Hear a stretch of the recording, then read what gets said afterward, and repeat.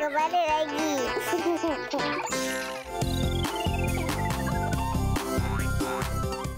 Ni dia. Ambil campur. Cepat. Jangan macam tu. Kamu main ngelak lah. Ada apa? Saya campur dulu. Nanti. Kalau macam ni bila nak habis ni? Alah, tak apalah, tak apa, Bas. Mainlah dulu. Tak apa tau. Kita ada sesuatu menanti ni. Laporan khas hari ni. Dah tunggu dah tu. Jom. Nanti kita sambung balik kawan-kawan. Kita saksikan News at Kids on 2.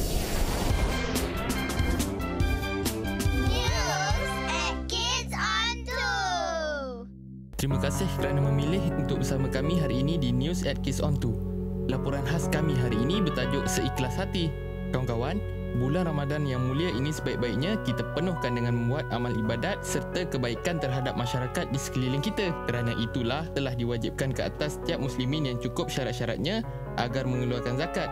Zakat merupakan pemberian ikhlas dari hati yang membantu golongan yang memerlukannya. Selain daripada zakat, banyak lagi cara untuk kita menghulurkan bantuan kepada masyarakat yang memerlukan pertolongan. Contohnya adalah pemberian sedekah dalam bentuk wang ringgit dan barangan, bantuan memperbaiki taraf hidup serta memberi pekerjaan, menyekolahkan anak-anak fakir miskin ataupun membina rumah mereka yang dalam keadaan daif dan sebagainya. Menyedari akan hal ini, BAS bersama rakan-rakan dari Bank Simpanan Nasional, Cyberbank Sdn Bhd dan Television Airtime Services telah mengunjungi beberapa lokasi di sekitar negeri Selangor dalam usaha mengagihkan bantuan wang ringgit serta barangan keperluan harian kepada ahli masyarakat yang memerlukannya.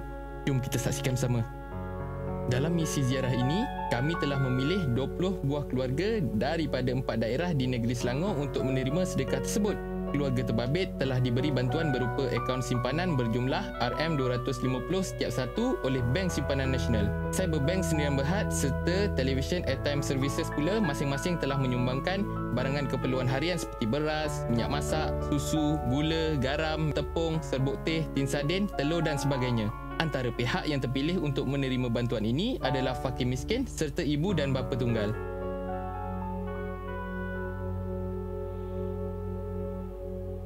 Bolehkah makcik berkongsi perasaan makcik dengan kami? Sedih, gembira pun ada, semua ada lah. Ringan rasanya lah.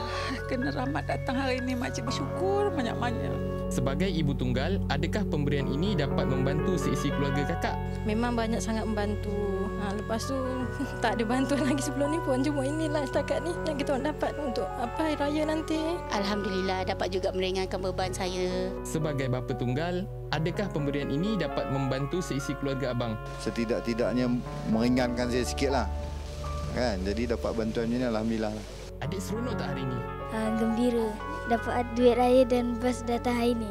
Gembira. Seronok jumpa bas dapat duit raya. Seronok dapat duit raya. Gembira lah sebab bas datang. Terima kasih Kids on 2 kerana datang bantu saya dan keluarga. Rasa gembira sangat dah dapat bantuan.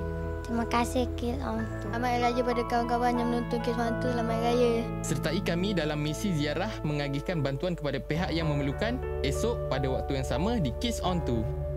Baiklah kawan-kawan, itu saja masa yang kita ada untuk hari ini. Seperti kata Bas tadi, kalau kawan-kawan nak tahu lebih lanjut mengenai peranan Bas serta rakan-rakannya dalam ziarah pemberian sedekah tersebut, jangan lupa bersama kami esok dalam bahagian kedua laporan tersebut. Jumpa lagi. Macam itulah tadi laporannya. Baiklah.